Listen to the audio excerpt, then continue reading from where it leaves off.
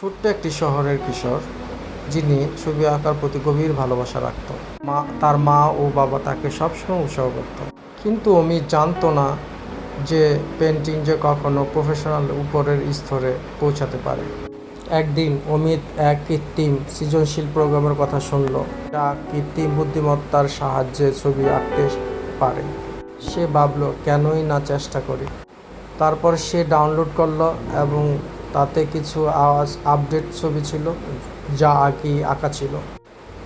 তারপর কৃত্রিম বুদ্ধিমত্তা মডেলটিতে অমিতের ছবি দেখে কিছু পরিবর্তনের প্রস্তাব করলো।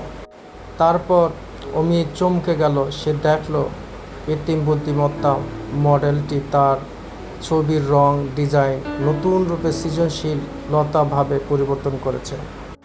অমিত দেখতে পেল যে কৃত্রিম বুদ্ধিমত্তা তার ছবিগুলো অনেক সুন্দর ও বৈচিত্র্যময় করে তুলেছে। আসলে কৃত্রিম বুদ্ধিমত্তা তার ধারণাগুলো নতুন উচ্চতা নিয়ে যেতে সাহায্য করলো। কিন্তু অমিত দেখতে পেল যে সেই সৃজনশীলতা আরও অনেক ভালোভাবে প্রকাশ করেছে, ছবির নতুন দিকগুলো আবিষ্কার করতে পেরেছে। একদিন তার স্কুলের একটি আর্ট প্রদর্শনীর আয়োজন করা হলো। অমিত তার কৃত্রিম বুদ্ধিমত্তার সাহায্যে প্রাপ্ত ছবিগুলো নিয়ে অংশগ্রহণ করলো। দর্শকরা তার ছবিগুলো দেখে মুগ্ধ। তারপর তারা মন্তব্য করলো যে ছবিগুলো অত্যন্ত সুন্দর।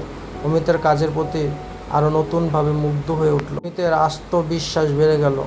সে বুঝতে পারল যে কৃত্রিম বুদ্ধিমত্তা তার সৃজনশীলতার জন্য একটি নতুন বন্ধু হিসাবে কাজ করছে, যা তার শিল্প প্রতিভাকে তুলে ধরতে সাহায্য করেছে।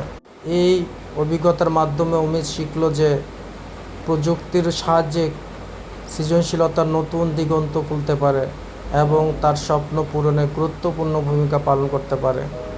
সে জানল যে সৃজনশীলতার যাত্রায় নতুন বন্ধু পাওয়া কতটা মূল্যবান।